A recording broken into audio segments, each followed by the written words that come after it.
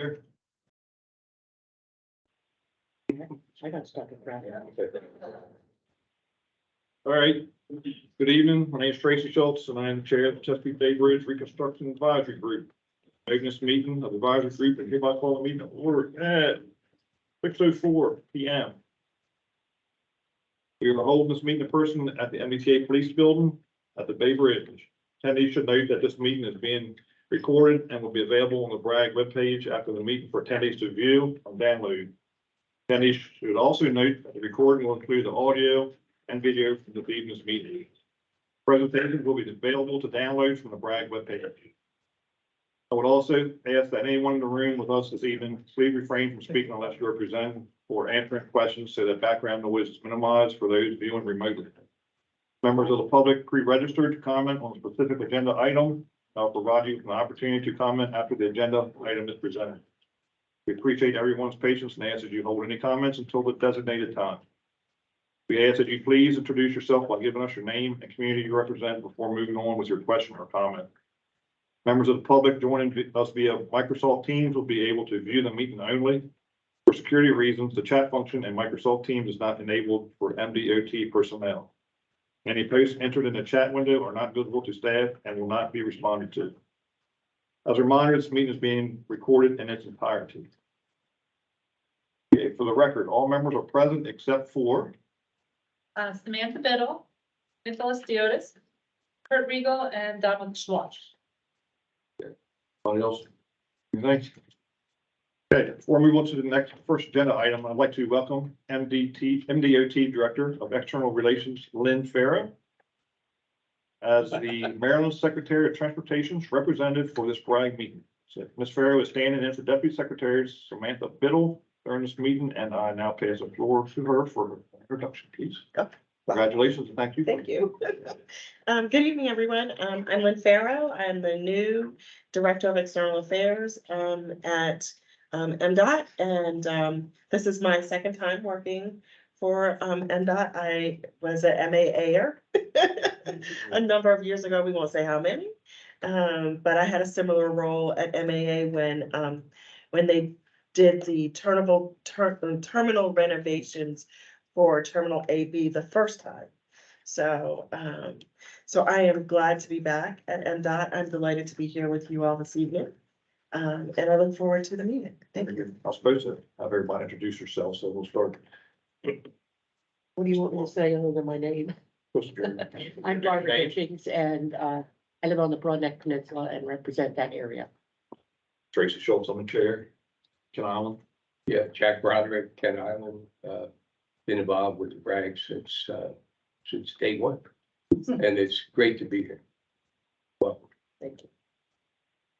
All right, Tim Smith, MDOT SHA District. Since it's our first time ever down, Will Pines, MDTA Executive Director. Jim Moran, Queen Anne's County Commissioner. Steve Wilson representing myself. Pat Lynch, President of the Broadneck Council. Good. All right, open session meeting minutes of January 4th, 2022. Anybody have any corrections of the minutes? Additional corrections? If you did, I hope I had them before now, so. The best time to present them now. If you do have any corrections, any future minutes, please try to get them to Melissa, and so she can get them out and get everybody to correct them before tonight. Makes it a lot easier most of the time, so. No corrections, I'll make them. Take a motion in a second. Second. Everybody in favor? Okay.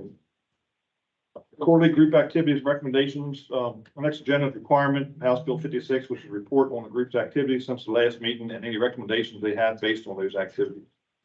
For BRAG duties, they are to provide MDTA with independent citizen-informed perspective of authorities' operations at the Bay Bridge, assess potential concerns about activity at the Bay Bridge, educate the public about activity related to the Bay Bridge, and work with the MDTA to provide pertinent input related to traffic and customer service issues. Would any members like to share their individual educational activities, interactions with their community since last meeting, or any traffic issues this evening? I'm just kidding. Anybody have anything they want to?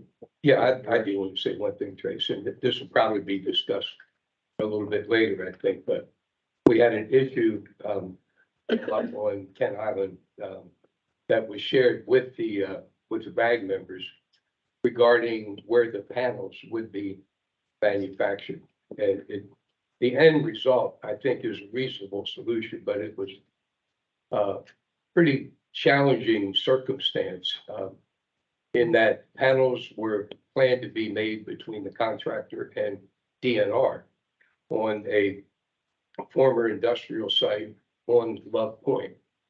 And it was kind of planned, my words, under the radar, over the last number of months.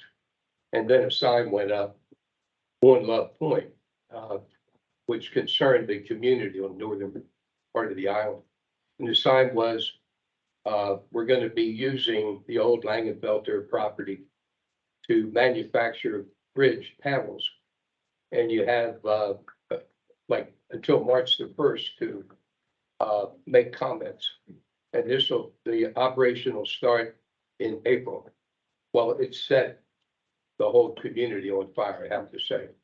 Did not get answers. I was called because I'm on the BRAG, say what's going on with bridge panels. Will and I talked, and it was not a Bay Bridge issue, really, even though it was not a decision that came from the bridge. I'm happy to say that DNR, after the number of back and forth meetings, issues, there was one public meeting, DNR backed off, changed the decision, and I guess we'll hear tonight where they're going to be manufactured. But it was one of those concerns. The concern I had is that, I've said this to Will a number of times, you know, it's challenging enough that MDTA and the bridge deals with challenging issues, as we see out here tonight. We really didn't need a decision made by another state agency being blamed on y'all Bay Bridge folks. What are you doing here? Why are you doing that? So I think some folks learned some things, and it was an opportunity for me really to step in and say, wait a minute, guys, let's shift the focus on this thing a little bit. So, you know, I appreciated the information we shared, Will, very much. And again, I think the right decision was made by the new Secretary of DNR. But it was kind of a hairy time for about 5 or 6 weeks there. We're back on track, I'm happy to say. Some of you guys were at the final, not the final, but the one public hearing that was held. Thank you, Will, for helping to keep us on track. Yeah. Tracy, I'm not sure if this belongs here, if you want me to wait later on in the meeting, but there's activity going on Whitehall and on Skidmore Road. And of course, that's the worst part of the backup of traffic going to Bay Bridge. What kind of activity? We have a Taco Bell that is going to be developed, I hope, going to be approved for development. Right in front of McDonald's, to the west of McDonald's. So it will be between the Hogan property and McDonald's. I participated in the community meeting. They haven't done much, but the key question was, have you got a traffic study done? And they said, no, it's kind of important. And I called OOT, the county, and I talked to planning and zoning. They said they've sent nothing in at all. So I'm not sure. We have more activity up on Whitehall Road where the Chesapeake National Recreation Area wants to put in a park. I'm working with the owner of Whitehall Manor, Charlie Scarlett, on this, and there's a total miscommunication between the legislators. We've got John Sarbanes as well as Van Hollen working on their legislation, and I have John Sarbanes coming in to speak to the Broadneck Peninsula residents the last Thursday and to talk about this. But this is all bridge traffic, and there's a lot of contention with the residents of Whitehall and Holly Beach Farm. We seem to have solved Holly Beach Farm. I've worked with Stuart Pittman on that, and he's withdrawn Holly Beach Farm as again, another national park. I don't know, we have to call in you few people. He withdrew that. Can you help, or are you involved, or I have no idea. He withdrew that proposal? They put it on the back burner, it's still listed under the National Park inventory. This is Holly Beach Farm, but there's a lot of, complexities up there. There's 13 homes, a lot of properties that are owned. On Whitehall, you can't expand that road, and they've already, this is Sarbanes Indian Hall, they've already published that it's going to be used for water access, and then they're gonna have buses going over from Sandy Point to Whitehall in order to let people off to go swimming, and that's not the case. So I've asked Charlie to write an op-ed, he's done it, we're working on it now to explain to the residents of whoever reads the Capitol News, particularly Broadness, that this is only for water view, maybe a drop for a ferry boat ride, but it's not for swimming or access, it's for water view. So, Okay. should I call anybody here to help, or are you in the help in that? That's more of a county feds, all things on Bay Bridge.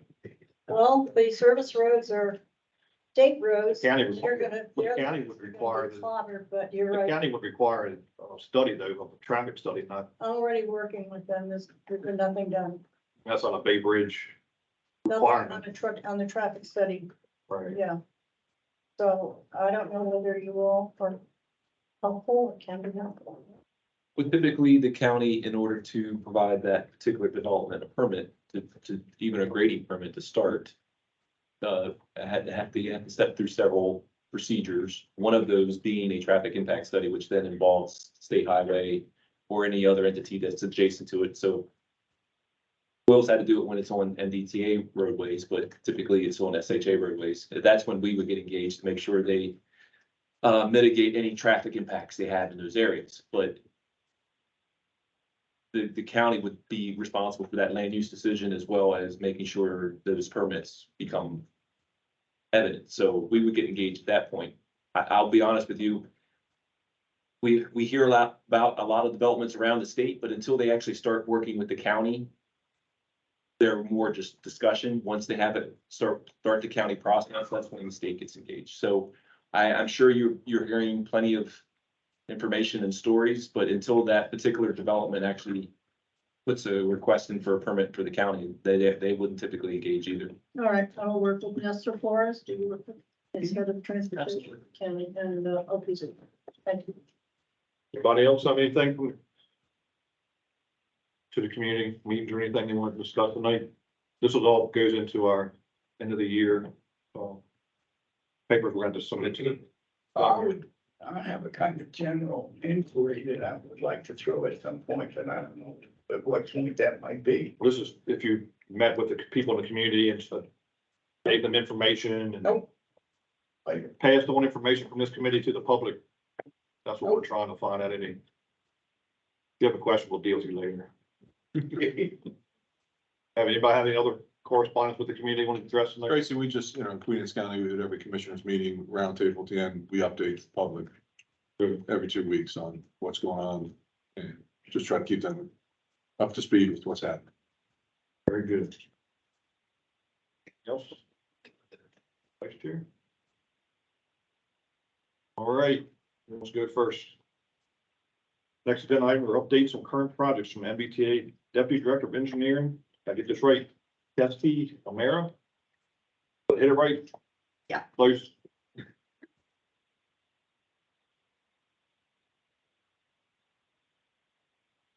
He gives credit pretty much however you say it. You're close, that's fine. Thank you. All right,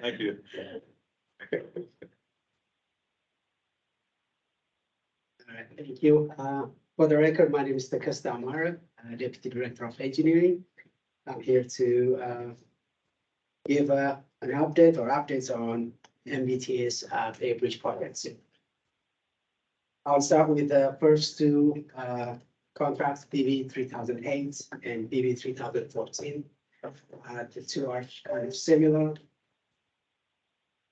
Of these two projects is to increase safety, increase mobility, reduce response time during emergencies and other issues. So for the automated lane closure system, construction is 99% complete. And so is on the other BB 3004, which is all electronic system conversion. Remaining work in terms of construction is mainly punch list items, remaining minor work, and it will be followed by the project closeout. Currently, we're doing operational support training with our operation team to make sure that the team is familiar with how to use the system and also the different scenarios and plans when, for example, on the automated lane closure system, different types of lane closures are set up. They know how to do, and operational support will continue in the next few months until our operation team is fully comfortable with using the system. So almost done. You will not see these two projects in the next update because by then, almost all of construction is done and it will be in the service stage of the projects. Move on to the third project. It's BB 2013 R. It's on-call structural repairs and miscellaneous modifications of the bridge. These we have a number of these type of contracts. As you know, with the long range of the bridges, we do have numerous repairs on the bridge. These on-call type of contracts are intended to provide high priority repairs, to take care of high priority repairs. Currently, for this project, we have assigned 39 task orders, and out of which 20 are completed. And this is an ongoing contract, so we'll continue working on this contract. We will have a follow-up to this one, which I will come to at the end. Project number 4, it's BB 2012. It's the queue detection system. This is a collaboration between MDOT SHA, University of Maryland's CAT Lab and MDTA, and it's intended to predict the queues on the Bay Bridge, traffic queues, and be able to predict it. Currently, 20 out of the 24 sensor locations have been constructed, and currently project is around 80% complete. We still have a few sensors to install. In terms of the software side or the programming side, the lab has performed modeling on previously existing data traffic. Moving forward, once we have adequate sensor data from the sensors that are constructed, we perform better modeling. So that will tell us a better idea of what the routes look like. So that's something that's in the works. Similar to the first two projects, operation and maintenance support is part of the project, and the CAT Lab is working with Richard's team to train and look at the different scenarios and make sure that the team is comfortable aware and familiar with the system.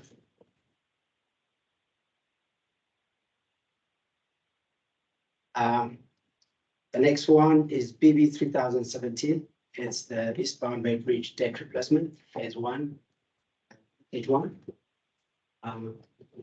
Got started. I'll have a full presentation later on, so we'll provide you more detailed updates. But at this point, cranes have been mobilized to the site, as you have seen, and the utility relocation part of the work will be performed. Currently, the contractor is installing access the steel towers built adjacent to the piers that will allow the construction team to access the bridge from the water. So for the next few months, the utility relocation part of the work is going to be the major work that will be performed on the bridge. The deck replacement will be later in the year. And submittals, construction shop drawing submittals have been submitted, and we're reviewing and providing required review and approval. Field verification is ongoing. We have some survey to be done on the cliff, to prepare for, the debt replacement. And, the staging area is, secured and the crane is on site, so we'll go into details about this later on, but that's a high level update on the spawn deck replacement. The next one is BB 3004. It's a building project in construction project management office and maintenance equipment storage building. As you know,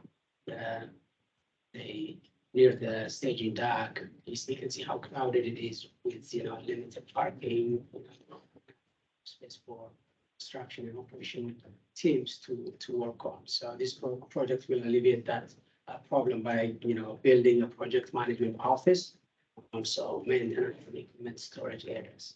There are some other works that will be done as part of this, including, parking, having miscellaneous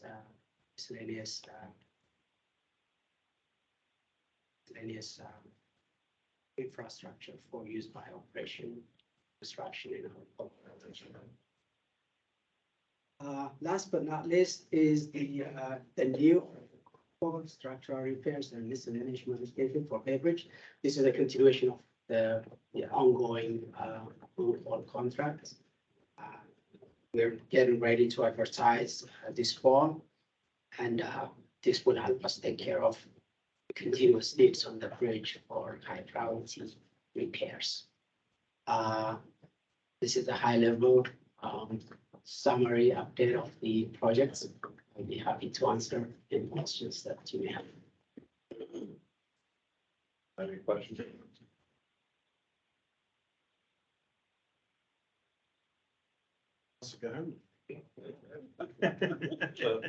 All right, thank you for the update. I'm gonna slip Melissa in real quick for an update on the Bay Bridge crossing study. Give you a couple more minutes to think about what you want to. Around the ring. I can't believe it's been 3 months since we got together last. As I was putting my notes together tonight, I thought, oh my goodness, what has been going on? A lot has been going on, but it's been a lot of behind the scenes work.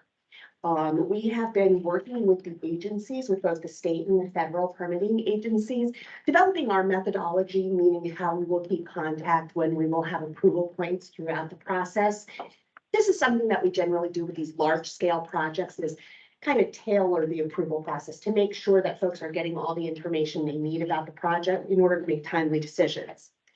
We've also been preparing to do some field work come spring, and we've been working on developing our traffic methodology. We collected our traffic in the summer and the fall. Now we're putting our methodology together so we can start building our model. So there's been a lot going on behind the scenes. Something that you will see visible on our website under public involvement, under the September 2022 open houses. If you click on that, there's a summary. It's the open house summary. All that is a document that summarizes the information that I shared with you at our last meeting, but basically it's memorialized, and the general gist of the comments and the types of comments that folks had are summarized in this document. Most recently, we've begun working on our transit efforts for this project. We realized that this is a bridge, and we're looking at how to address the traffic at the bridge. We looked at transit, ferry, different things like that on their own as solutions to the traffic and congestion problems at the Bay Bridge during Tier 1. And we found that no single transit option by itself solved the problems that we have. However, there are still valuable options and opportunities that we should explore further in Tier 2 as options or add-ons or things that we can do in addition to addressing the capacity issues.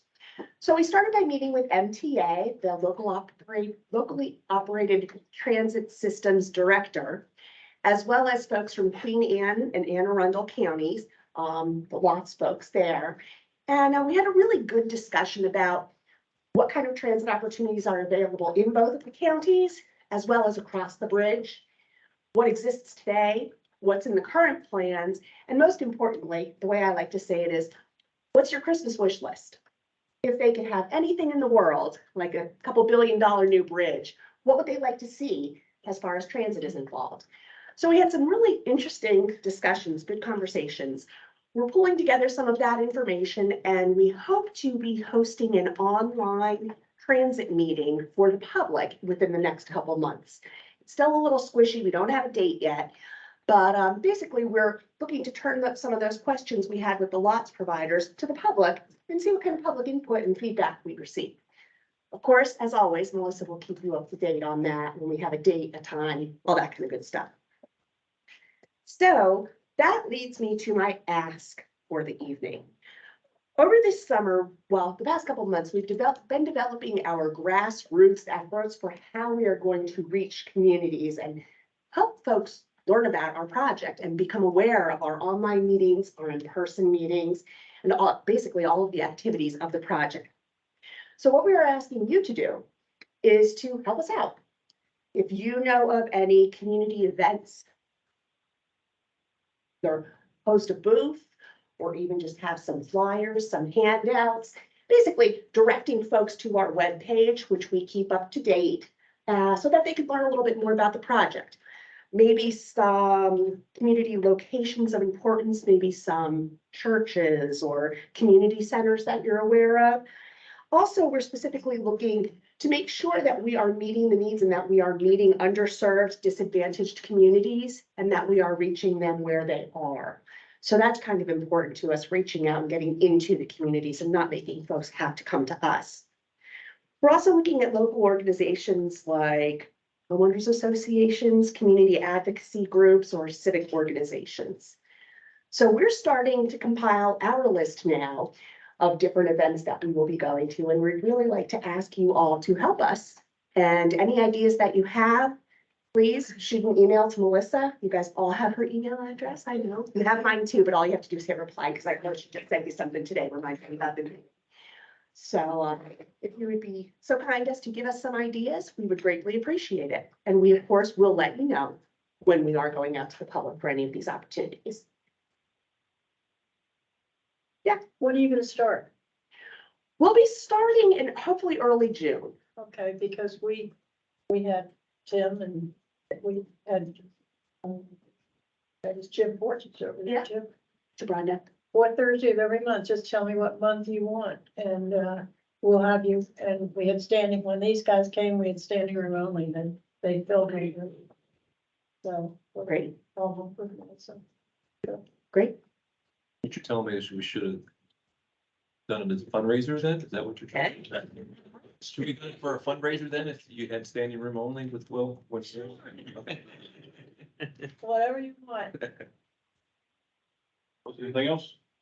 Yeah, but I just want to comment too. We have Kent Island Day coming up, Got that. May 20th, and Yep. we've been in touch with you guys Yep. already, but it's a great opportunity. Couple thousand people there, Yep. hopefully on a good weather Saturday, you know. But it's a good opportunity for the bridge and MDTA to put best foot forward and answer questions that we get feedback. And we don't want anyone saying that they have never heard of this project.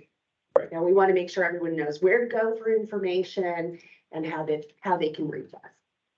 So anything you can think of, like I said, we can even just leave, we call them like postcards with the website and contact information on it. We can provide some of them for you folks. We can bring to the next meeting, or we can send them to you if you'd like. Just shoot Melissa an email, let her know that you want some postcards. Wonderful. Thank you. Anything else? Thank you, Melissa. All right. Now we have Tim Smith, MDOT SHA Administrator. So normally I provide two kind of updates over the last few BRAG is just kind of general of projects we got going on in the area, and then talk about some of our efforts there with the Broad Neck Peninsula and the things we've done last summer. So in order to bring in more talent and show you some of the great people we got at State Highway, Terry Seuss, my Deputy Administrator for Operations, is going to give us an update on just the projects in the area. And then I'm going to handle the Broad Neck stuff. Thank you, Tim. Good evening, everyone. I am Terry Seuss, Deputy Administrator for Operations. So on our eastern shore, we do have Delmarva Power. completing transmission line upgrades along eastbound US 50 from Kent Narrows to Queenstown.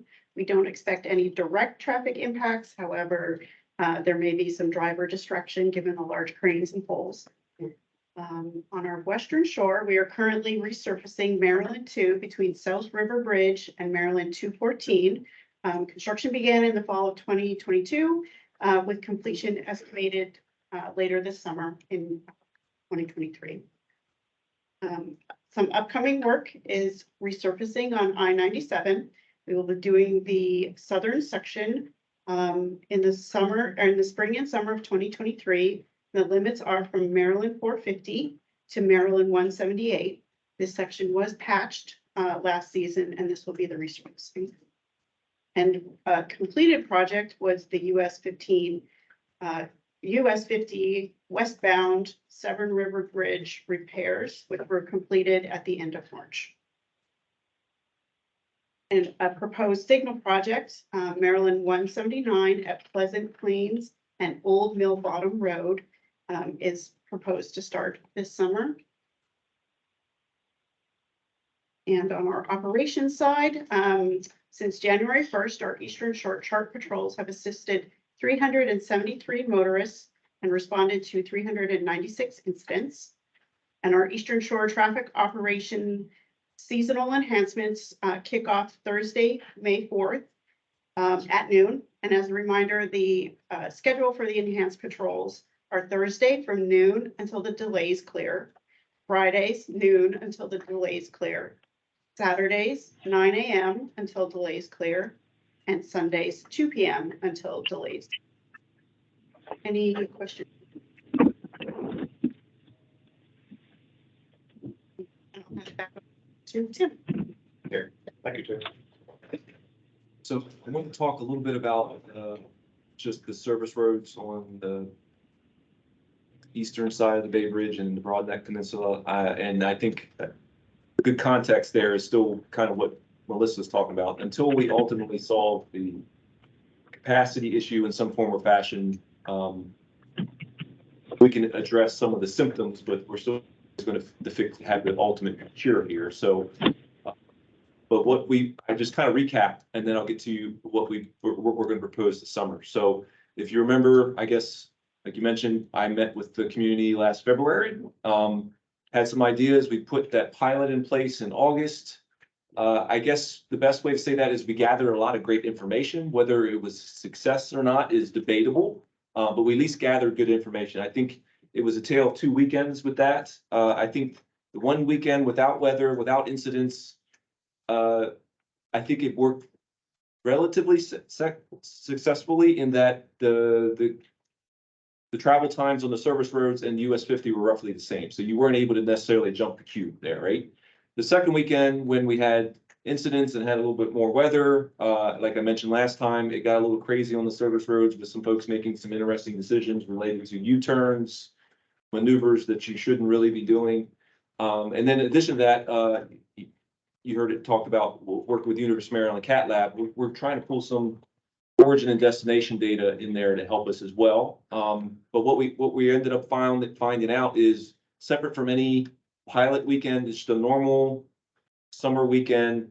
If we're in contraflow, folks will save 10 minutes using those service roads until those service roads back up, and then those jam up too, right? But initially you can save some time there.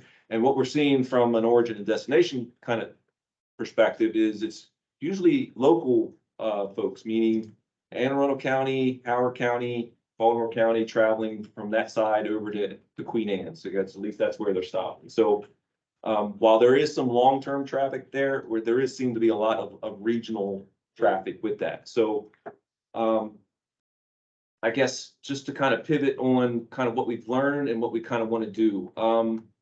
What I'm going to suggest is a few things, but I want to put it out to the BRAG to get your thoughts as well. But then I think, Pat, we need to schedule time with you and your community either this month or early next month if we can.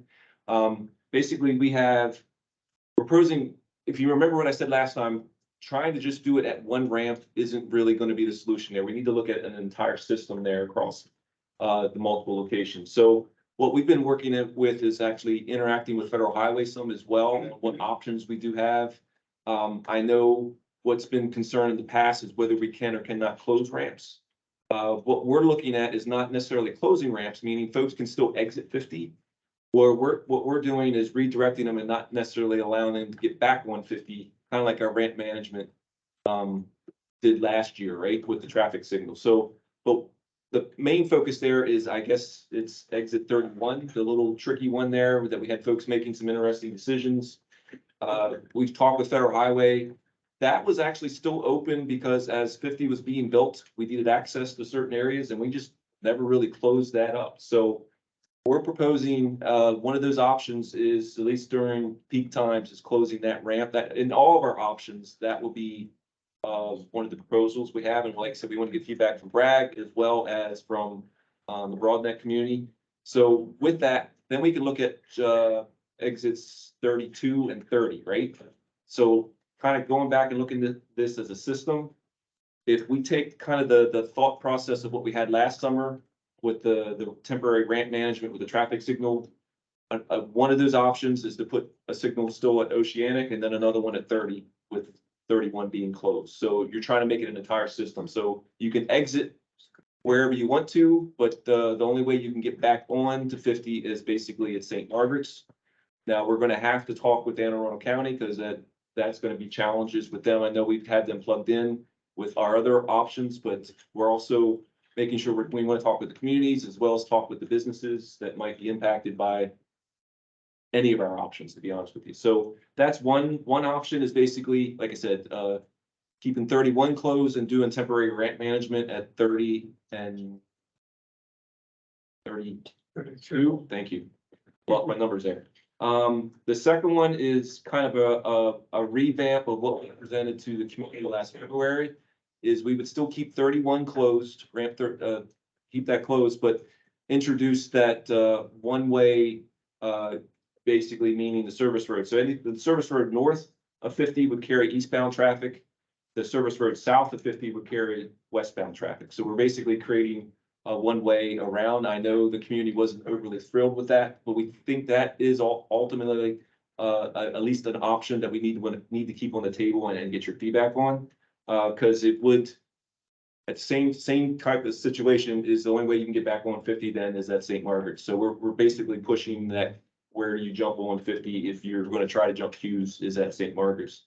And then the last option is just kind of expanding what we would do at 31, is to have our chart vehicles as well as barrels. We would still allow vehicles to get off on 50. I mean, remove and leave 50 to get to any businesses or service roads or homes that they need to, but you could not re-enter 50 unless you're at St. Margaret's Road. So it's just expanding that exit ramp closures on at 30, 31, and 32. So those are the three options we have. Like I said, the one is expanding the ramp management we did last year. Second one is the one-way in both directions, and meaning both directions on service roads. And the third option being basically closing the entrance ramps, exit ramps would still be open at 30, 31, and 32. We basically want to expand that and do it a pilot more than what we did last year, because there is no we have very smart engineers and traffic engineers, both at State Highway, MDTA, as well as the CAT lab, but nobody's modeled what we're proposing to do. So we need to implement it, gather some additional data and tweak it from that point. But really what we're trying to do is, it's something I've been trying to do statewide is folks, we have a lot of signs up. If everyone just stays on 50, they do that. If folks just followed speed limits and did other things, I wouldn't have other challenges as well within work zones and other things that I've had to deal with this past month. But long story short, those are the three options, but we absolutely want to get, we can share at least a graphic with the BRAG group. And like I said, want to schedule time with the BroadNet Peninsula and your team to get your feedback on that as well. And ideally, we implement something before Memorial Day if everyone can come to consensus on it. So You have to have a drawing what you're proposing, and we can show the ramps how their structure be closed maybe or something. Yes. They can better understand to their email it to the community, maybe if you wanted to go that. We actually have it now. I'm just not sure. Lissa has it to be able to show it on the screen. You don't have it, do you? And if we try to talk to somebody, or they try to talk to somebody saying, just ran from this way and that way. Yeah, absolutely. No, no, no. You need the graphic to be able to talk you through it. I'm on. See. So, questions, comments, concerns? I have one, it's not on what you're just talking about, but it's something that I'd like to know. Because at meetings, people are hoping that with a third span, we're gonna reduce the traffic congestion. But are you planning, on, and I know you're working on a study right now, need to study too, but are you planning on, demolishing the 2-lane 52 bridge? And replacing it with the 3-lane, or I don't need 3 lanes, so hopefully 6 or 8. What bridge are you talking about? When we build the third, Bay we build the new Bay Bridge. Let's do it. We'll take that. It's a little off topic on 10, but it's going back to Melissa's presentation. Yeah, so, so big picture, I'd like to say, it's not exactly as Melissa would say correctly from a planning study perspective. I like to say this tier 2 right now is kind of the all of the above strategy, right? You do a test and you got A, B, C, D, or the last E is all of the above. Right now, all of these things are on the table, meaning there's an option to build a third span. There could be an option to tear down old and build replacement for a portion of one of the 2 spans, or there could be an option to build a single wider bridge, and once that's open, tear down both bridges. We understand from the letters of support that were provided from the county that the request was to build an 8-lane replacement bridge. Now, that decision has not been made, but we certainly understand that that was the request that was sent to us, and that will, help make that be fully considered through the study process. But the study also includes a no-build option. So, as I mentioned, it's all of the above, all the transit options that we have to look at, all of those things have to be considered through the study process, because we're getting input. Believe it or not, there are folks that say, we wish there was no Bay Bridge. That they're, keep the Eastern Shore as a separate country and don't build anything. Well, I mean, we hear it. We hear everything from build a brand new wider somewhere else to, as far as the East is from the West, we've heard it all. We have to consider all of that and come to a coherent record of decision that has consensus and support from the local community and that engages and involves everybody to get to that point. But as Jim Port said, and that ended the discussion over a bridge north or south rather than another one here, is that the 52 bridge is 20 years over its lifespan. So if it takes another 15 years to build the bridge, we're already into 2040. All right. So we don't expect that there won't be any action. That bridge has to be replaced. Yeah, one of the things Melissa and I have been talking about a little bit, along with Jim Harkness, is that MDTA, as we march forward in this tier 2, we need to make that point about the maintenance needs of the existing bridge more clear to the public. We recognize that those who wanted a bridge built elsewhere weren't thinking about that, hey, let's say we theoretically did build a bridge from Baltimore to Kent County and spent $8 billion up there. Now you've got to deal with the $3 billion in maintenance needs on the existing bridges that was projected in life cycle analysis. That is a complicated problem to deal with, and that's one of the many drivers, including the fact that the other locations didn't work from a traffic perspective, that led to the record of decision in tier 1, and that's why this site is the site that was decided. But I completely understand your point. The study team gets it. We know that there are many people who want to not have the traffic that's here today, have a wider bridge, and have that wider bridge serve the traffic needs while not needing all the day-to-day maintenance that we have on these older structures. That we get it. that'll be part of the study process, but that doesn't mean we can yet rule out all of the other things that other people are also asking for. So I get it. We know that like this deck project, Kess is gonna talk about further. It's $140 million. It's only one package of phase one. We have multiple phases planned in the future that were in the life cycle analysis that we did the presentation on here at the BRAG previously. We said the bridges need $3 billion worth of work and that the work is gonna be continuous and constant forevermore into the future, that they're beyond their original design life. And that is the story that's left. There's not a good news day, like the notion that we're gonna stop working on the Bay Bridge, these two structures, that's a falsehood. The reality is we will always have to work on them because of the age and the condition that they're in. My So, question is important to people like Peter, who lives right on Whitehall Road, so that if we are going to expand and keep the three bridges, then they're worried that the roadways, the approach roads are gonna be going through their communities. And we just don't have any answers for them. so what you're saying is completely sound and logical, but we can't jump ahead. Right. I know, we read the LCCA study too, so we know all the options that are out there, so. But that's a major concern for the property owners of the intersection. Finally, your question. Mr. Fines, I've had my PDM on you for a half an hour. So. Very cleverly here on page 4 of the notes, it says, Mr. Fines says it has not been determined whether a new bridge will even be built. Which the word determined is a very good word, because it hasn't been determined, but.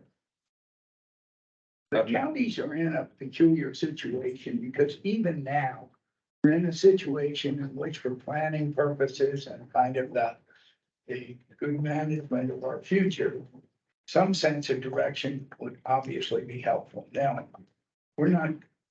this commission is not here to demand what the future is going to bring, but to ignore the fact that there are high likelihoods and low likelihoods, and that the likelihood of Ferry solving the problem is very small.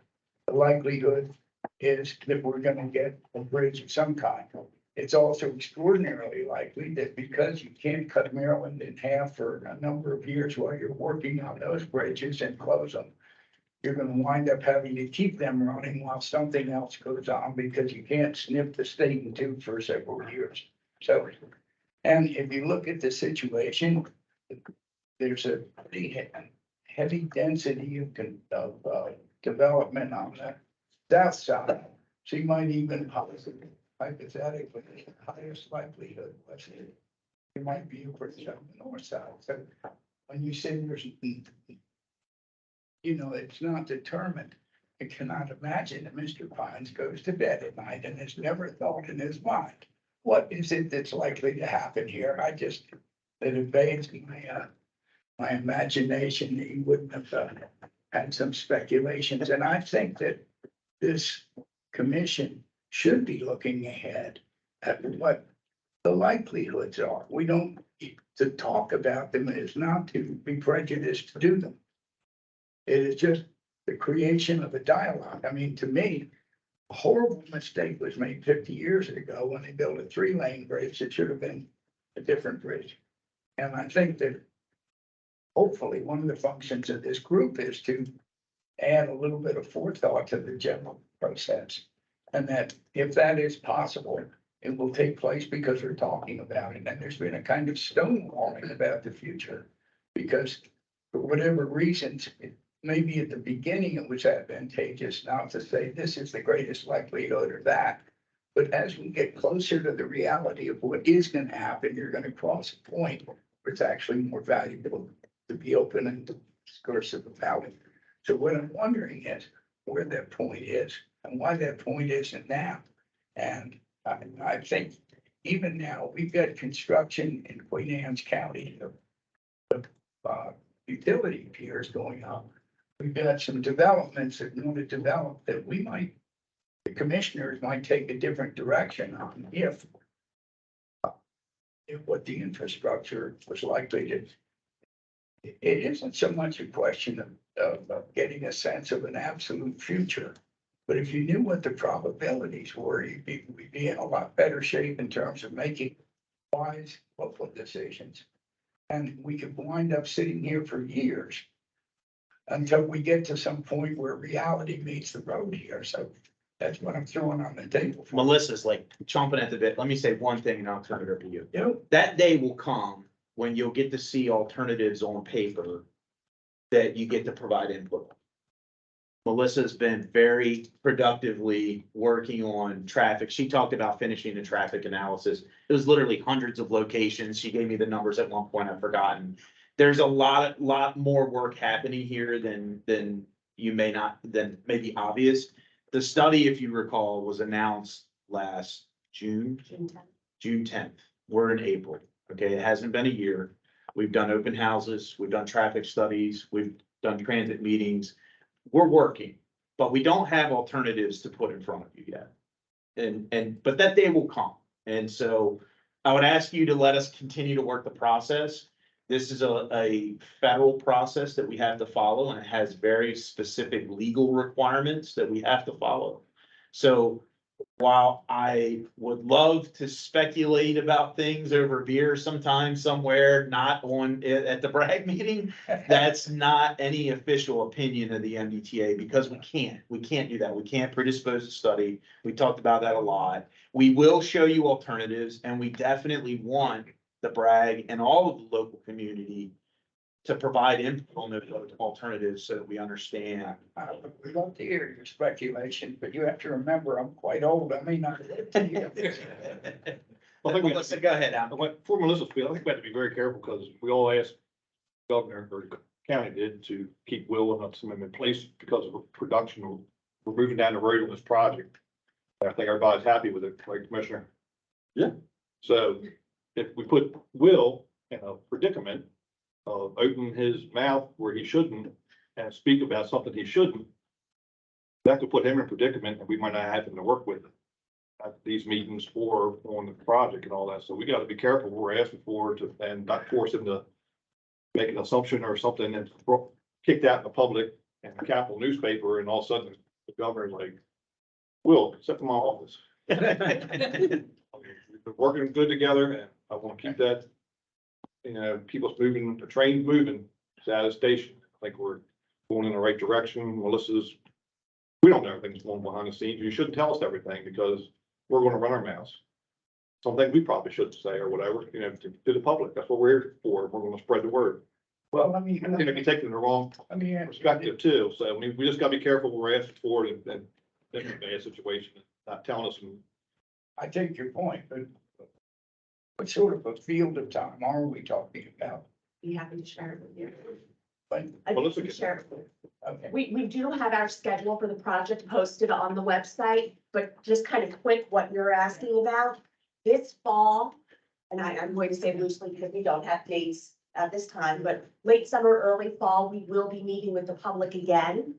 We will be sharing not necessarily lines on paper, but we'll be sharing the methodology that we are using to analyze potential crossing locations. A year from then, which will be the fall of 24, we will be showing lines on paper. Okay, that's when you're going to see lines on paper, and they will be the alternatives retained for detailed study. So we will be showing you, these are the lines that we drew that did work. These are the lines we drew that didn't work so well. These are the couple that we're going to move forward with for really detailed study to make sure which one is the best. So by 2024, late summer, early fall 2024, you'll see lines on paper. When will we have a decision? We will have a decision in fall of 2026. That decision means a location, what will be built, and how that will be paid for. In my opinion, that might be the biggest one because we're talking billions. so the answer is 26.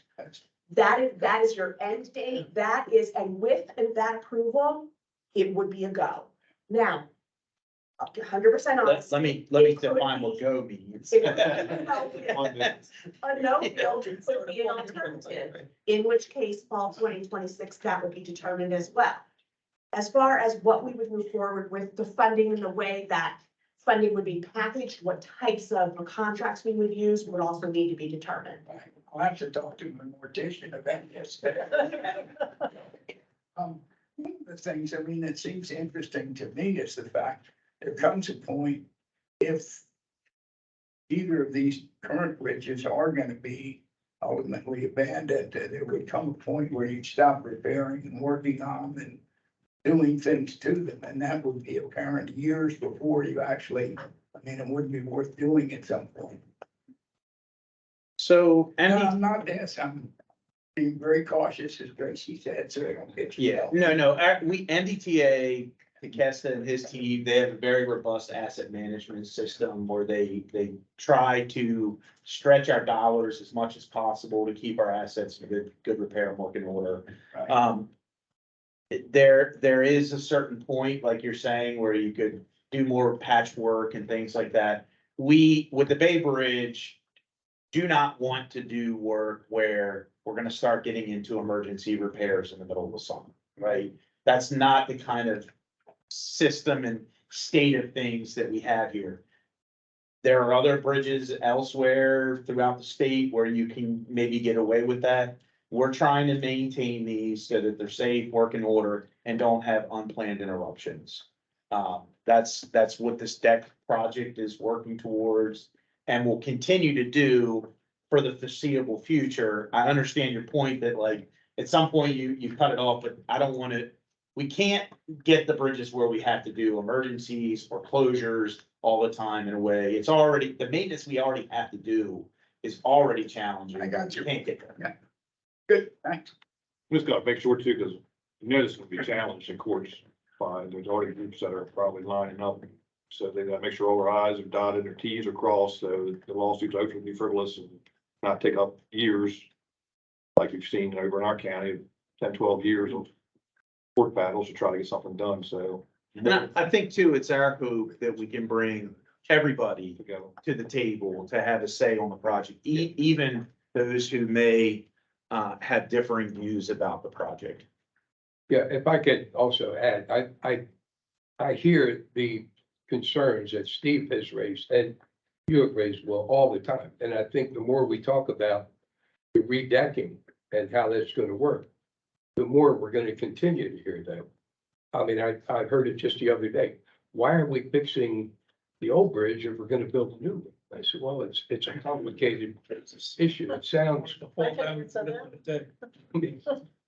You know, but I think it's important that this discussion is going on, and the more that can be shared with the public, the more that can be out, I think the healthier it is, the more input we have. We have the added complexity of having to widen the roadways for 5301 if you have an 8-lane bridge. That's why the project, we try to also get across the point that it's not only a bridge project. Exactly. Yeah, oh yeah, it's the infrastructure package of. Melissa and I have had this conversation. Where do you go? All right, Tim. All done. Think so. We doing anything on the Eastern Shore? Exit ramps and trying to stop people from using the back road on our side. I think the system we have now is functioning, but I know I have dedicated some planning dollars to also look at what options we have on the Eastern Shore.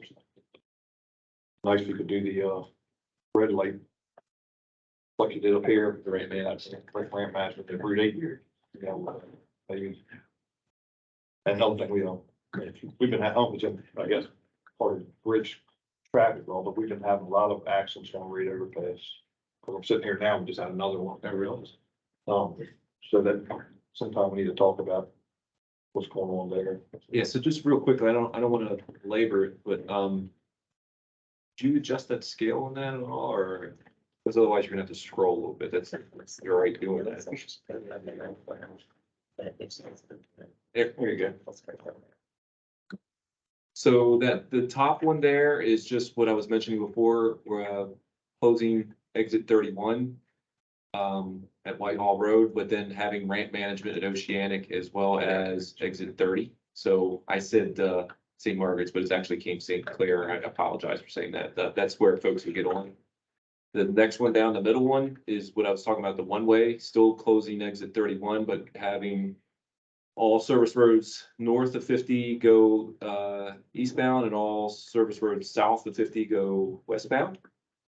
And then your third option down there at the bottom, like I said, still with closing exit 31, but we go with the temporary entrance ramp closures at Oceanic and then exit 30. So that's the information we want to share with you, get your feedback on.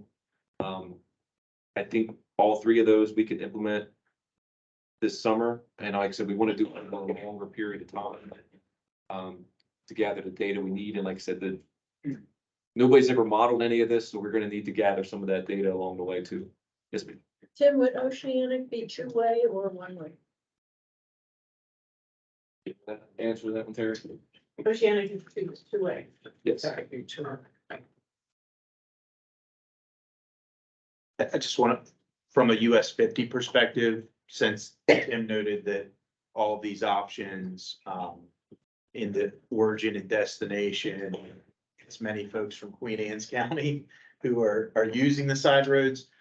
It is important to note that if these are done and the current folks who divert around 50 by using the side roads now stay on 50, that is about 2 miles of a single lane that will now be kept on to 50. So if you're used to a 5 mile backup, that 2 miles will be added into the 50 distance. So just understand that. Not necessarily. You just jump in that left lane and Yeah. damn be the red X's. It just, like today, just like today. But yeah, the whole, to Will's point, we're not fixing the problem. We're moving where the cars are being queued. And Instead of being honestly, queued in service road. Fixing the problem for locals. well, I think that the first option is the best option for the Yeah. locals. That's what I would go for. And you're right, it would shut down the access road, but you know, that first one allows your businesses and people to come and go, and the people who live here commented on it, said that was, you know, it fixed it. Yeah, keep them out there on 50, and that's where, the more people you keep on 50, because this is, the public's being conditioned. I mean, you 10, 15 years, you're gonna have to live with this traffic, and it's gonna get exponentially worse. I mean, we're gonna hope for days like today. Yeah. And that's the reality of it. So, you know, the more people that get upset in traffic and pick up the phone and call somebody that makes a decision, the better off we're gonna be. Mhm. So, you know, this is a project that's gonna last. Steve's right. I mean, I'm younger than Steve, and I wonder if I'll see it. So, Like I said, when those cars come off, there's exit ramps, they think they're going somewhere, then they slow down 50 traffic. That's the same thing at Route 8. They all get fast, come through Main Street, come out Route 8, and then they get down the bottom of the ramp, and they have to make the slow lane stop. And let everybody out. right. So they just make the. And it's just, I tell you, the more you travel these days, the crazier people are driving. It's just, wow. Yeah.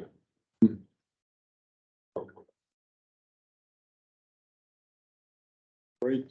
So I will get a final version of this and send it to everyone tomorrow. Okay. Thank you. Thank you. Thank you for adapting on the fly there. Appreciate it. All right, we're gonna do now new business, eastbound redecking project. Main man's back up here. Thank you. What's the update? Make sure, presentation on the screen. They prepare you for all this tonight? I'm sure we're gonna be doing all this. Yeah. Before I go to the presentation, I would like to say that our communication outreach team has done a great job of putting the project information on the project website.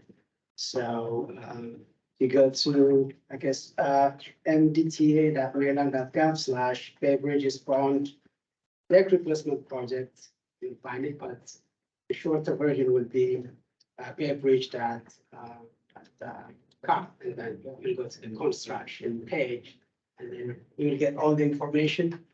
that I'm gonna say, so feel free to check that, but maybe if we have time at the end, Travis could show us, the page. Yeah, if I could just interrupt for 1 second on that, you had asked us, Jen, to consolidate all the project information on baybridge.com. And the team has done a great job with Yeah. that for ALCS, this project and the AET project. So just wanted to let you know it's all there. Yeah, on it today. This is the presentation on contract number BB 3017, eastbound Bay Bridge deck replacement, phase 1. So it's a few slides, with the overview and some of the latest developments for the project. So moving on to first slide, as you all know, the eastbound Bay Bridge turned 70 last year, and this summer will be 71. And the deck that exists on the eastbound portion is more than 40 years old, so it was replaced back in the 70s and 80s.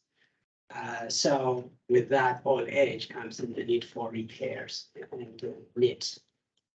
In 2015, detailed studies were done with this bridge. We did deck coring studies, different types of non-destructive testing to determine how much life is remaining for the deck. So based on that, various projects were put out as part of the life cycle cost analysis study. And this project is part of that study. Instead of, trying to replace a 4-mile bridge in one shot, which isn't practical or, from budget and practical point of view, we tried to divide it into 4 phases based on condition. So start with, the worst condition, the deck in worst condition. So the deck truss spans, in the next slide, we call them T14 to T22, T1 to Can T3. you speak up a little bit? Oh, sure, I'm sorry. Louder is better. Yeah, okay. So the deck truss spans, which means basically the spans west and east of the suspension span. Those are the ones that are part of phase 1. So as I said earlier, it's based on the condition of the decks.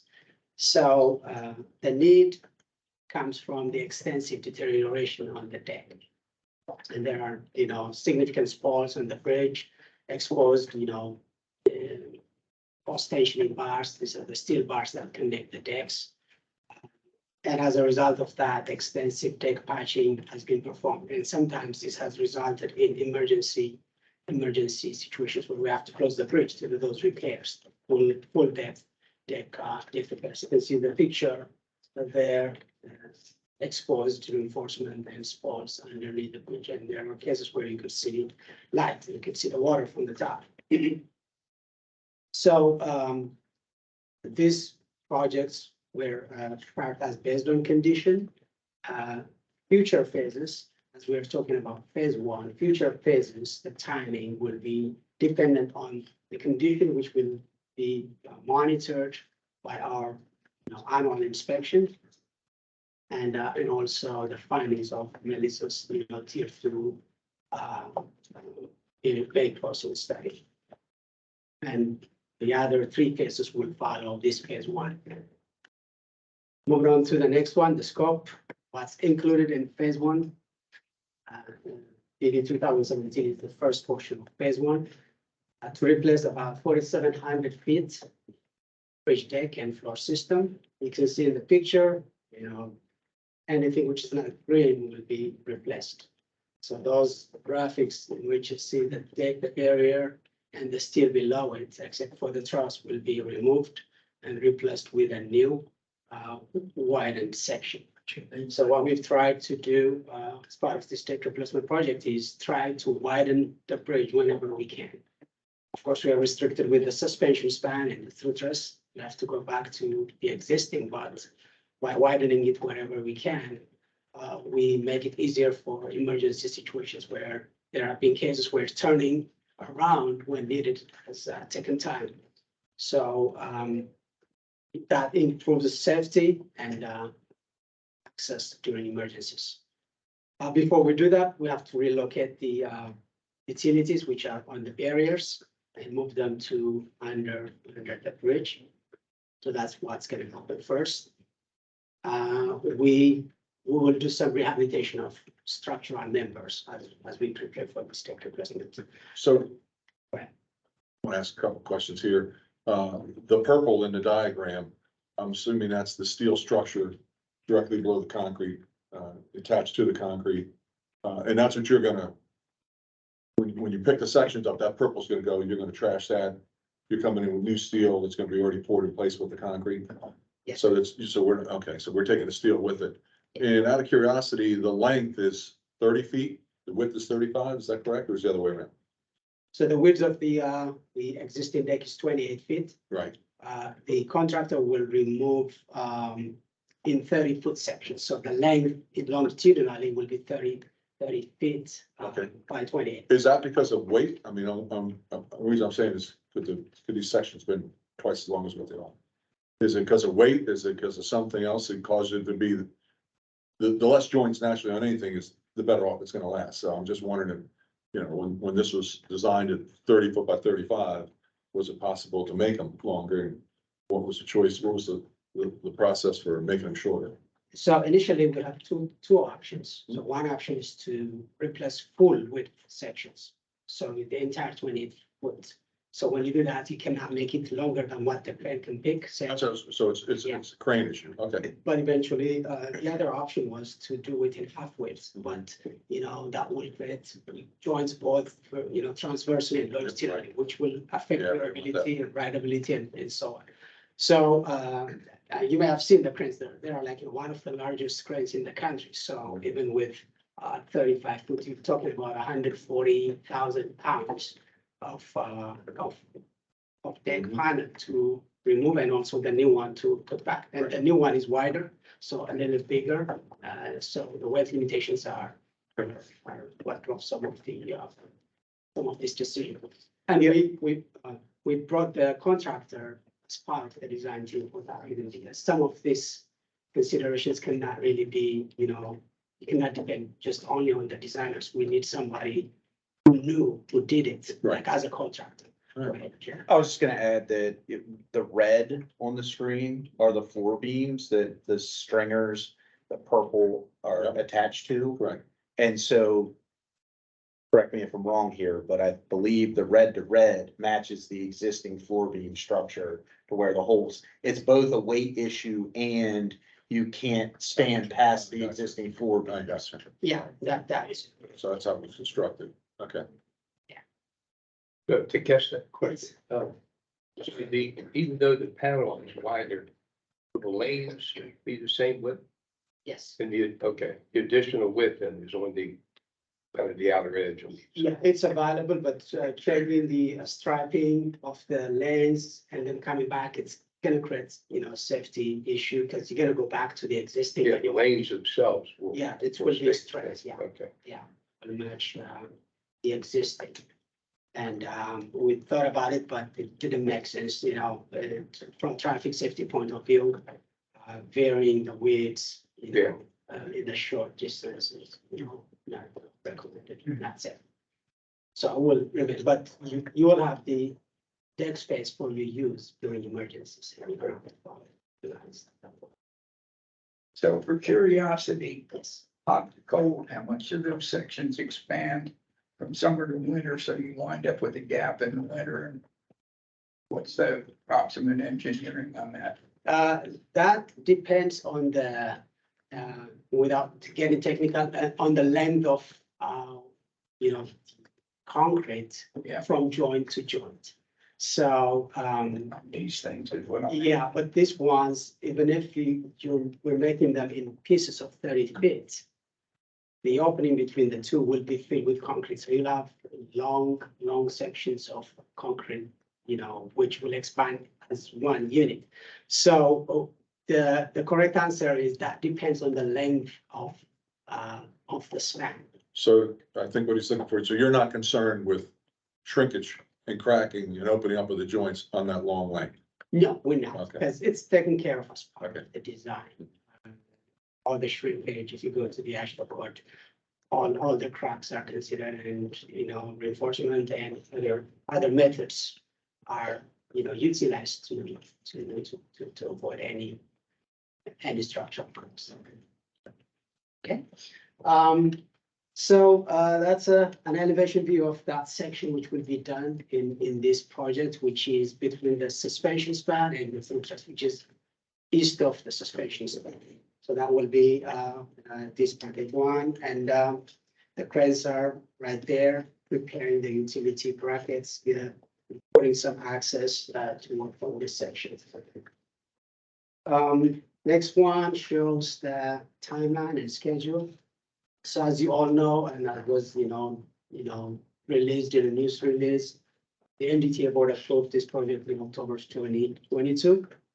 And we issued a notice to proceed to the contractor in January. And as of early March, the contractor mobilized the cranes to the site. And they're working on that. So I have a few pictures there and the graphics from the website. Bottom. While the utility relocation will start, right away, as soon as they have the access from the water side, the deck replacement will start, later in the year, and then construction of the project will complete in the winter of 2025, 2026.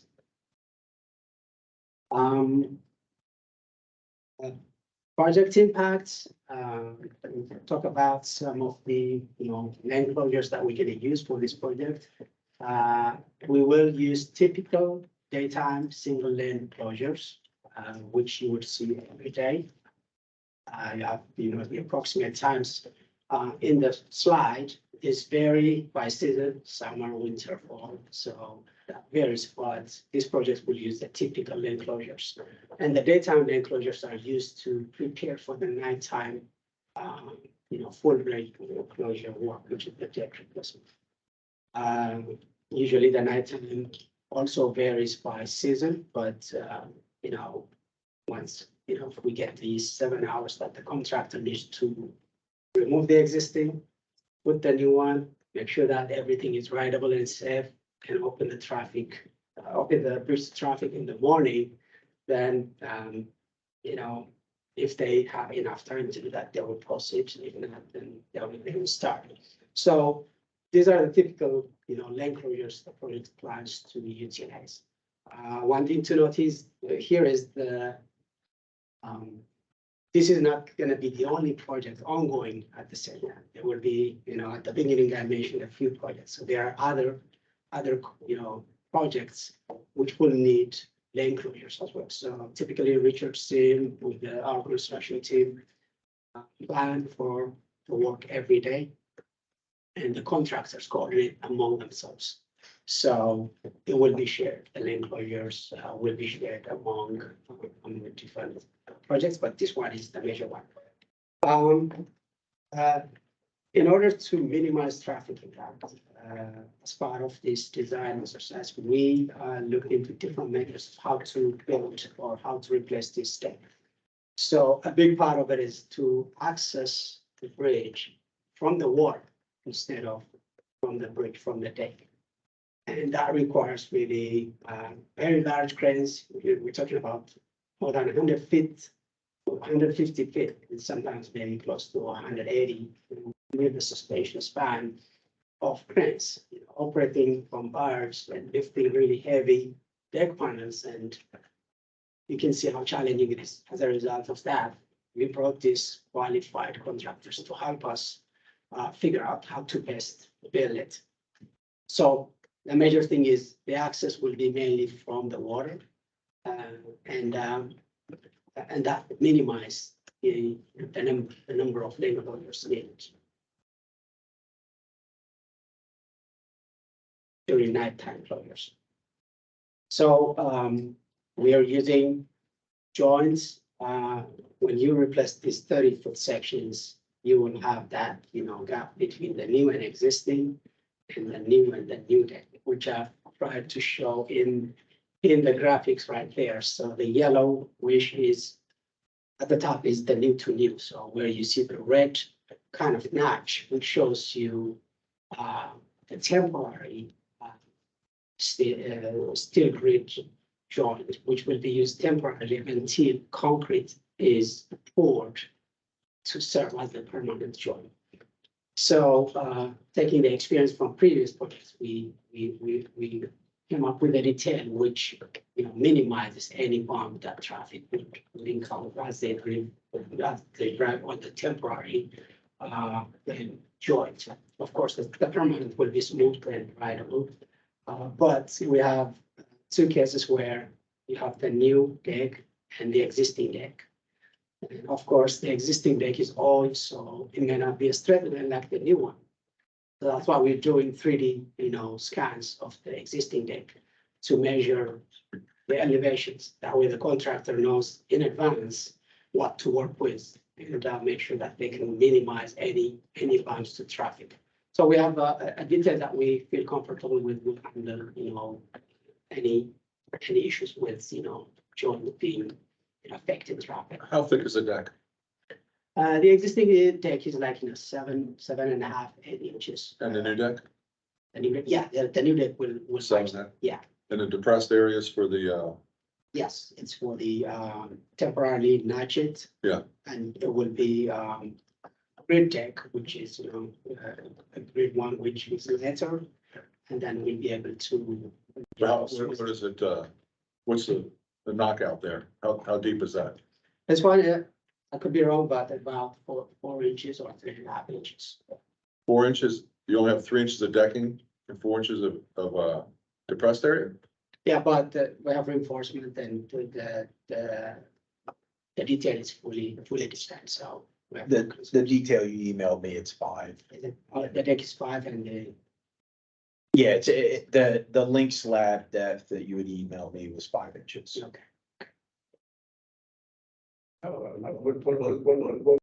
The concrete jersey walls, is that keyway from one to the next board? To when you drop them in, how you attaching the two of those, or you don't? Does that make sense? That you're asking at the joint specifically? At that, yeah, when you got the jersey wall, I call them jersey walls, is that are poured cast in place when you bring it up. Are they attached one to the next, or are they just? The Go ahead. barrier comes in, fabricated along with the panel, so the deck and the barrier. Right. I mean, as one unit as they come to the. Correct. side, Yeah, When you set one section, you bring the next section in, are those jersey walls connected? yes, that will be connected, will have a reinforcement and will be a closure for concrete, which will, which will attach to it. Okay. Okay. All right, so those are the, the details for you, for your information. Moving on to the next one. Crane configurations. So this is the typical, daytime, during the time you may see cranes on either side of the bridge. It's just, as you drive, you can see on the left.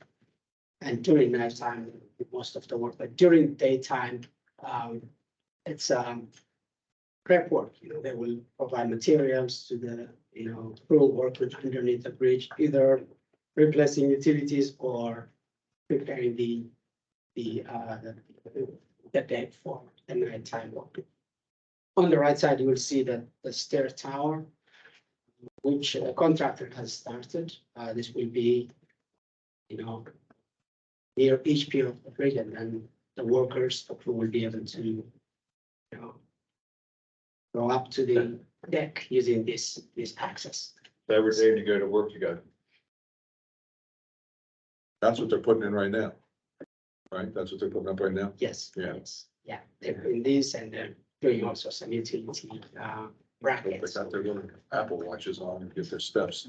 Yeah, at least 150 feet high, Is so that what it is? would be a minimum of 100. Where you fit in to get your step? That's it. That's it. Would be quite a workout. Uh, To do that on time. So I think that's probably the one more slide. In addition to the utility on the right side, the utilities, this section is showing you where the utility is in red and where it will be when it's moved underneath the bridge. And on the left side, you will see stormwater management work that will be done offsite, near Oceanic Drive around the ramps. This will help us with some of the environmental work needed. What particular work is going to be done on stormwater management? I don't understand. This stormwater management is to comply with, Maryland regulations. As we do multiple projects, we have impacts, and the stormwater management is, a requirement. And what physically are you going to do? Will be ponds and, it's around the ramps. Which means what are you impacting being out on the bridge to create this situation? The need of pond, if you're out on the bridge over the water, what are you creating? Yeah. You're not impacting anything out there to replace it. Yeah, but that's not how the regulation is interpreted, because whenever you build a bridge, for example, even if you're replacing the bridge, it's what's called impervious area. So you're creating an impervious area, and widening it is you are increasing the impervious area. Because of the widening. Yeah, you're creating. It's partly the widening, but also if you think about it, these facilities were built many years ago, right? So the regulatory agencies often look at it like more like, think about like your house, right? You get a little shingle damage, you can go replace it, no problem, but at some point you replace the whole roof. And when you do that, you change the plywood, you do everything. So the regulatory agencies kind of look at this like, when you're doing a major action like this, that is much more substantive than just a little patch or this or that, they want you to update your site to the most current regs and not live with old stuff, even though you're building new. They want you to kind of keep current as you go. So it's what you're saying seems intuitive, like, well, you're not, Too much of grandfathering. but it doesn't work that way. So Oceanic Drive and Route 50 is where this is. That's it. That's Yeah. a ramp to Sandy Point. Yeah, those are the rounds, to Oceanic Drive. That intersection right there. As you know, at the Bay Bridge, we have challenged with, having area to do environmental needs. In some projects, we face the challenge of having an area to do mitigation for environmental projects. So this is part of why you see it offsite. So the question before about we'll say Jersey walls, the outer wall. The older panels that are coming out, say the wall is here. The new one, the wall may be here. Yes. So what happens each day between the old one and the new one? Is that just open? We have a detail which transitions so that you don't have a blunt end or, Angular transition? yeah, there's a transition barrier that the contractor will, move as they go, so that there's no blunt end. Even they will work from east to west, so the wider will be, not, against Right, traffic. okay. But in the unlikely, or rare scenario that you have to do westbound to the East Bridge, you still need to prepare for that. So for that reason, we have a transition detail for that. Very About the off-site manufacturing, communication. but yeah, where are they gonna be located since it's not Love Point? Where are they gonna be? The joint venture of Kokosi McLean, and McLean has a yard in Baltimore. So they will, procure the materials from the steel manufacturer and the concrete, but the yard will be at the McLean's yard in Baltimore and will be barged to the bridge. That's the plan. Yeah. I got a couple of questions. How many sections will be installed before you go back and fill in the connections, the joints? That we are still in the submission stage and we're waiting for the work plan, but our, our requirement is, there shouldn't, be too many, temporary joints before they fit it, but that's part of the work plan. One thing So you don't know yet? Not, we don't have a definite, like, this many plans and then you do this. What we Right. try to do is, What do we think? I mean, 5, 7, 3? we don't have a number, but part of the reason is, we want the contractor to be able to do the work safely in that, like, however many hours is in a shift and be able to open in the morning. So we want to make sure that the plan they provide to us takes into account the main thing of doing that. So if we, put, those type of requirements, No, I'm not saying it's a requirement. I'm just saying, I guess, so what you're saying, it doesn't hurt to leave those joints alone till the whole bridge is replaced. No, that's not the plan. We will have them replace them as often as practically possible. Okay. You're using a new product too, it's like a quick drying bond. No, I believe me. It's not supposed to be taken, supposed to be ready by the next morning. They're saying the new product they're using to bond the joints, Yeah, it's gonna be, not like the other bridge. it's just, it's something, it's concrete, special concrete, which is, fast saving, so it dries out quickly. But we're not requiring them to do it on a day. Kids don't want to see the plates out. Okay. Well, we saw what happened. We had plates, the other group, so. But the plating detail he provided, the recess, the Yes. grid, it's totally different than what was on westbound. But we heard the feedback about the bumps. Oh, yeah. And while, because of the, any discrepancies in elevation between the new panels and the existing, there may be some bump. Right. Just, it doesn't all lay perfectly. It will be very much less than having a raised plate. Understood. So at what length of backups do the daytime closures cease? And I'm not talking about winter time, because I think we mind there with the amount of vehicles, but when you start the project and you're replacing the decks and we get into next spring and summer, and you need the daytime closures to prep for nighttime work, and those daytime closures just has so much traffic. You can't, are we just gonna push through and say we're gonna have backups, or do you think that we'll feel confident that it'll be manageable, or are we just gonna wait to?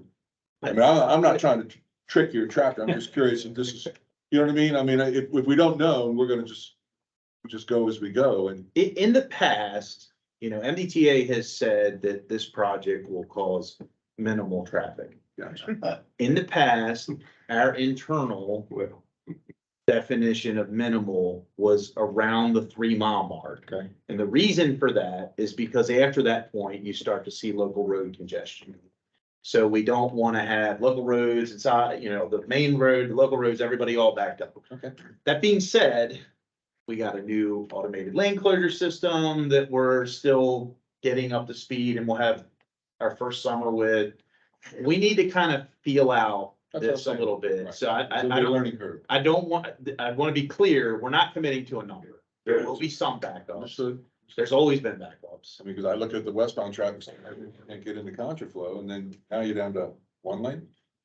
Eastbound, if that happens, that's all, just. Yeah, no, and I think you're right too, to point out with that comment that if there were, let's say there was a major incident on eastbound in the middle of this, we're gonna have to clear it. The contractor's gonna have to make safe whatever he's working on. The backups could extend for further while all of that is happening. So we're talking about normal conditions, day in and day out, not incidents, weather, stuff that comes up. But we have to have a productive site, so we can't say absolutely zero distance. That's just not practical, frankly, especially at this site when there's backups if you do nothing. And I just, we talked about this, but we also have to take into account, people are gonna say, we're replacing this at night, what, educate them to why there's daytime closures, so that you can work at night, is what we have to do, so that they understand that this is just, you can't have one without the other, so. The last one I have is the disposal of the old roadway. Where's it going? So, contractor, of course, in McLean joint venture has been, working on DNR, not on, but on, selecting a location where the artificial reef will be installed. Who selected it? Department of Natural Resources. Okay, yeah. With the contract. So we don't have that location yet? So we haven't received the final, approval, and details, but I think that, they've kind of, location, please, we just. I mean, and see, my 2 cents would be, if there's options, they ought to be telling us what the options are and let people have a little. My opinion is this, just because when we had, many years ago, they wanted a dumping site off of Love Point.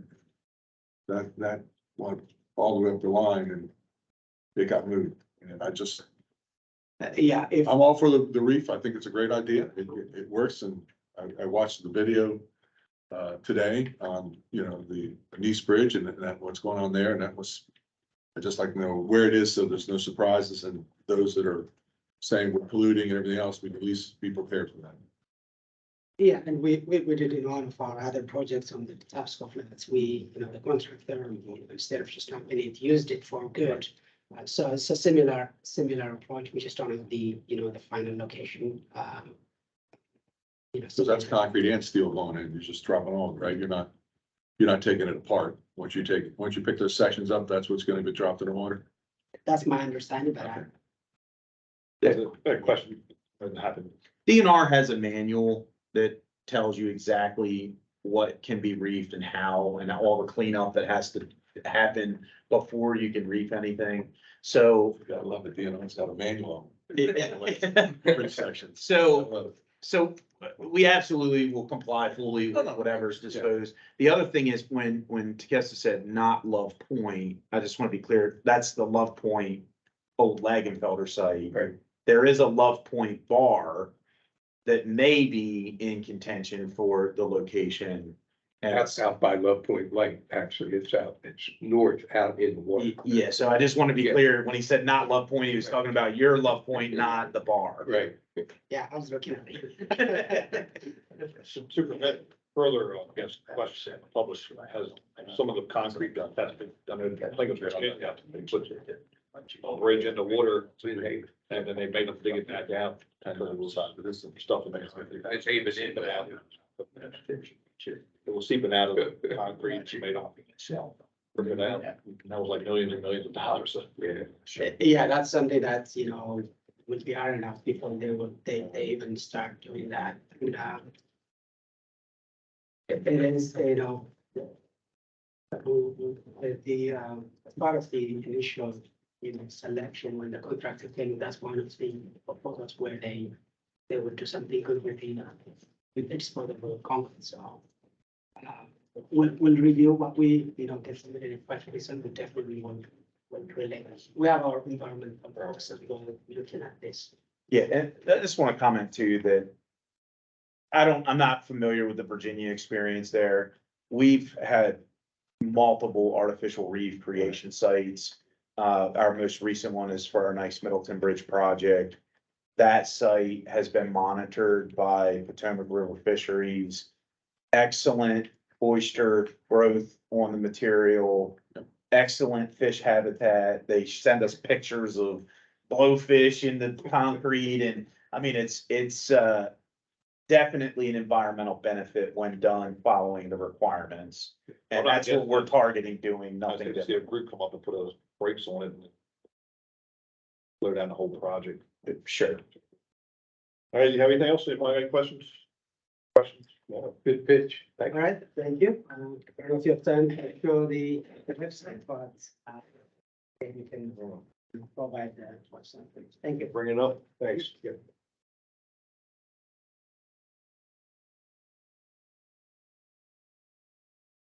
that.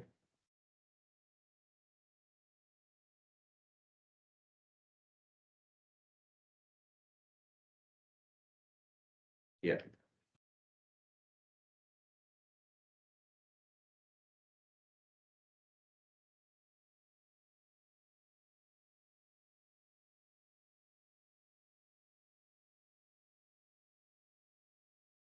Okay. Yeah, so I sent around some files today, if you wanted to share them with your communities or promote them, make them clickable to the webpage, do things like that as well. In this section, we'll have the latest, what's new happening with the bridge. Right now, we're trying to draw attention to, being safe on the water for the cranes and the workers on the cranes, as well as drivers on the bridge being distracted, just focusing on the road. So that's our messaging right now. Scroll down. And then we'll just have a running repository of all the different materials here. And then we have the construction schedule. Fine. And then we're creating fact sheets for each of the different elements of construction. We're still evolving, but the first one, if you want to click the utility relocation, that's the work that's going to be done first. Yeah. Yeah, up down. So that'll have a lot of the technical information about the different phases of the project to refer to. That's it. And some FAQs as well about the project. There's a lot of some photos periodically.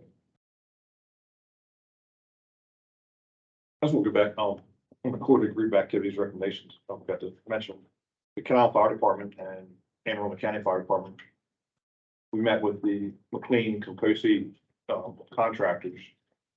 Just to give us an update what's going on out there and to sort of tell us how they operate and how they want us to operate to come out there. Because there's, if we have a call, somebody falls or somebody gets hurt, how we're gonna lift them up or lower them down to a fireboat or whatever. So it's about, it's still a work in progress because they're not sure of a lot of stuff too, but there's a whole lot of different things and scenarios that can happen out there. Somebody could be on a boat, get hurt, somebody could be on a deck, get hurt, or underneath the bridge, get hurt.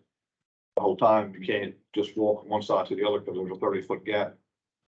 So we have to come from each side to attack it, the situation. So we met with them. There'll be an ongoing meetings with them once they get up and running. So just another activity we did. All right, skipped over unfinished business because there wasn't anything Melissa said on their unfinished business unless anybody has any. Real quick comment, Jim Harkness couldn't be here tonight, but he did relay some traffic information. Last BRAG meeting, there were questions about what to expect this summer. Is it gonna be better? Is it gonna be worse? I made some comments to basically say, we don't have any information that would indicate anything new. He does have information now. So looking at the traffic data to date, for 2023, we are seeing periods with the highest average hourly volumes on record already. And that's particularly in the afternoon in the westbound direction. So opposite to the normal pattern, we're seeing westbound afternoons, pretty heavy. So all indications are that the volume this summer is gonna be very heavy. And You said the westbound is coming from off of 95 down 301? It's contributing to it, absolutely. I mean, our numbers from the data, yes and no. We see some of that, but, it's a lot of volume from the people that live over here too. But you only seen it westbound, not eastbound?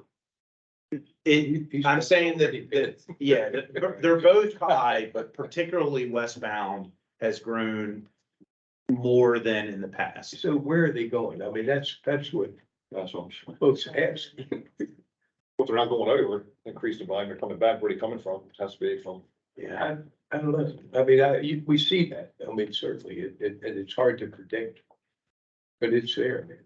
And it may be, I wonder too, if it's not 95 cutoff stuff. I don't know. What time of day? Yeah, I had the graphs that show the full charts here. People going to pick kids up from private schools on the other side of the bridge. Like where this, the graphs that he provided here, 2023 highest on record between 11 and about 1800. That's gonna be that record's gonna get broken every year. It may. It may. I can tell you what's happened here today. That's right. All right. Alrighty, well, anything else? Moving on to the annual report. Next item is a forthcoming annual report. Reminder for House Bill 56, the BRAG is required to submit an annual report on or before July 1st. That details the activities of the BRAG for the preceding year. Members should have received a copy of last year's report prior to this meeting. The forthcoming report is anticipated to follow a similar structure, and a draft will be circulated for members' review and comment once it is prepared. Now open the floor to the group for discussion. Anybody have any suggestions for changes? Today with the format we had. Everybody read the one that she sent out, look I at it. read it. I think it's fine. Yeah, I thought it was very well done, Yeah. actually. That's why we need to communicate with. Yeah. Them so they can have stuff to put in the report at the end of the year. So any activities that you do, please try to keep track of them and report them at these meetings. So the more comments we get out to the public, the better. Yeah. Our job, once we keep our job. Okay, There's, that will be circulating draft around for.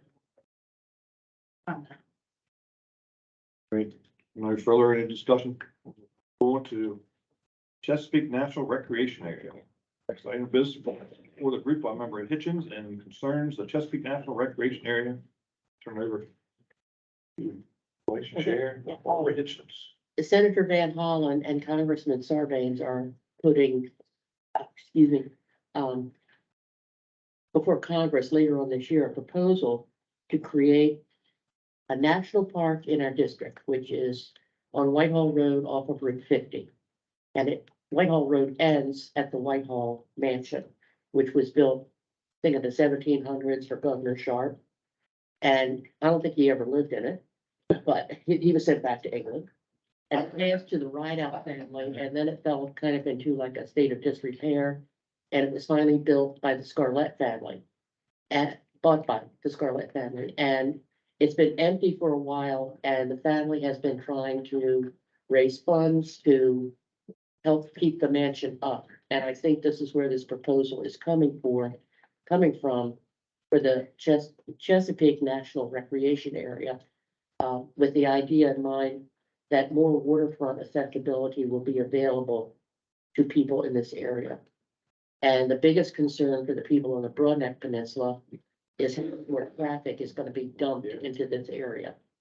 And Tim already answered one of the questions, which you can't do anything until you get proposals from whatever group is going to do something. And the thing I found kind of like amazing was we had a meeting with Congressman Sarbanes' office staff.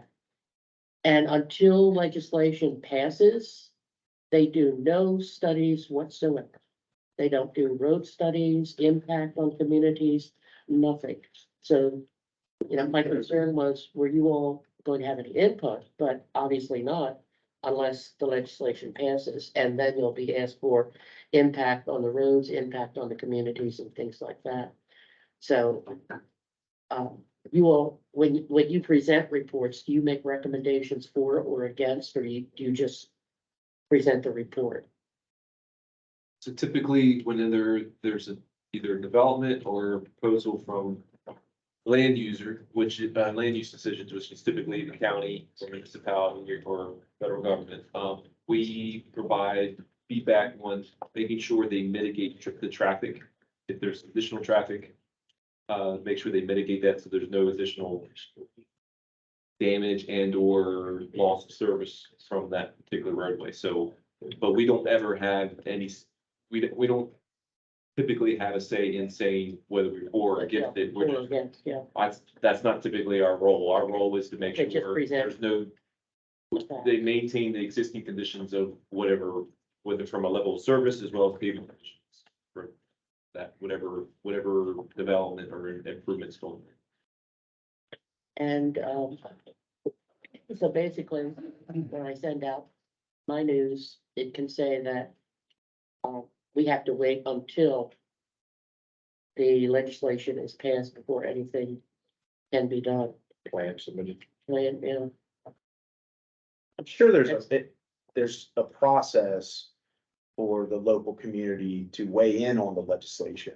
We're And- supposed to have a meeting with, Congressman Sargent. Yes, but like, for example, in the Maryland legislature, you can provide testimony and speak it, and I'm sure at the federal level, like, when laws pass, federal laws pass, a lot of times they're high level and regulations have to be developed around that, and then that gets posted on the Federal Register for the states to provide input on the laws. So we do have an input in how things are implemented sometimes, but the legislative process usually has a public input avenue for you to make your comments about that legislation before it's passed. Okay. So I could put that word out, make your voices heard. Basically, yeah. But like I said, the biggest concern was more traffic being dumped on Route 50. Because you go up exit 31 Whitehall Road, you know. And, well, actually, you can't go up with 31. Yes, you can. If you want to get on that service road and go to Whitehall, you have to take exit 30. But you can't make a left-hand turn. So. I'm good, but I have a question for Richard off of this, not off, Richard, I know that the gates are up and operational now, and you're still tweaking. Have, they lived up to your expectations, and have you had any pros and cons from the driving public? Yeah, they've lived up to the expectations, again, remembering that the primary reason for this is safety, so, of course, they're living up to that expectation.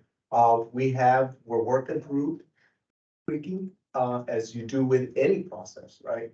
But no real hiccups, no real, holdups, and no real issues. And have you had any feedback from drivers? Actually, we have not. Oh. We have not had any feedback in regards to the actual operation of the gates that I'm aware of that have been neutral, negative, or really positive that I've seen.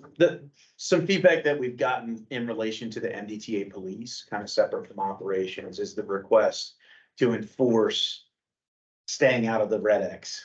And we have been doing that. We've been issuing citations for that on both sides. We've got actually with the gates, a new authorized vehicle entrance area that makes it real convenient to pull people over, and we've been doing that. I think I So, I think there's some buzz about the people who are getting pulled over and getting ticketed, and there's also those who are ignoring it and riding it up and wanting us to have police there 24/7, but we do have, lots of enforcement activities to do, keeping people out of the contraflow lane, doing, the red X enforcement along with many other way station inspections, et cetera, that we have to do. So, they're working on it, but I think that's the only, just from the police perspective, I want curiosity from some people as to whether or not they were happy. If MDTA was happy with the gate system and if it was working well. Yeah, and from police side, just to figure out, and just to reinforce what we were saying is that, just from the police side and not the officer side, we have heard that, but we are enhancing that police visibility on that side, but all's good so far. Add a gate at each red X. Keep those people out of that lane. And we would also have people drive into the gates. But they, Right. I mean, that's why the red X's are getting you out of the lane before you encounter the physical barrier that's meant to. but you got a different animal here. Well, but you also The have backup, the red X's aren't there, so. but there's MUTV standards in which we have to comply with, even with some of those, which are pre-warning distances. All right. Anybody else? I'm gonna open it up for public comments. Do we have anybody that wants to? The public? I just want to add something to what Barbara said. The folks on Whitehall Road are vigorously fighting the legislation. This is legislation. And it is not well researched, neither was the initial intent by the National Park Service to try to put a park at the end of Hollow Beach Farm. So we're very actively involved in it. I want you to know that we have a lot of input from Whitehall Road and they're really taking up arms on this. So it's not a gentle persuasion. It is outright war. Yeah, and the point that Steve was making earlier, and I would make it again. You all read about the situation at Quiet Waters Park where they were ready to build a two-story building 75 feet away from the edge of the cliff, going right down to the river. And we got involved and the leadership of the community organizations over at Quiet Waters had not been included in the discussion.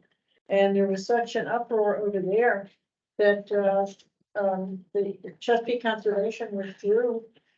And it was embarrassing for the county executive because he had to withdraw. And he eventually wrote a letter of apology and said that he hadn't looked at it well enough. But there were so many violations of the critical area law that you might as well not even have them. You don't build a two-story building with heavy, huge parking lots, 75 feet from the cliff, from the, cliff. The Who's on that? County. County was building. county was involved. The county owned the land, they bought the land. And we're gonna put a private, a commercial building on it. So it's Okay, good next. to ask our opinion is what I'm trying to say, is we really have a lot of knowledge and we have an ability to fill you in on things you might not know. All right, now we're at the, next meeting. Our next meeting is scheduled for July the 5th. Everybody will be around for that before we. Day after the 4th. And there won't be any traffic going home. It's fine to get there. I'm really. Is everybody good with that date? All good. You can visit if you want. What's that? You can visit if you want. What's everybody's feeling? And even the workers, and everybody else, I'm sure how many people are off, if your people or I'm not against moving if you need to move it. It seems talk about moving this for the day a little bit, but it's not quite. So as we talked about, maybe moving this, but it won't. I said it would be, well, it seems to be wisdom in that to me, that, and we'll have people on vacations. But you want to move it to the next following Wednesday? I would, That work for everybody? I would hope you could. There's a lot of traffic. Holy. You looking for a And motion? that's, we live here. I'm just trying to get feedback, see what everybody wants to do. Yes, what if, Make the motion. It doesn't matter. This is the following. Jim, Eric? Yeah. Either one? Yeah, the following week. Following week's good. Yeah. So that would be the 12th. 12th. Wednesday the 12th. Wednesday the 12th? You gonna be here? Any motion? You can be here? I move that we move the meeting to Wednesday the 12th. Second. All everybody in favor? Uh, Moved. Next meeting will be July the 12th. On that, I hope everybody has a great start to their summer. No traffic and see you on the 12th. See some of you. Motion for adjournment. See some of you at Kent Holiday. Thank everyone. Have a happy Easter. Yes. Safe Easter. no, that's.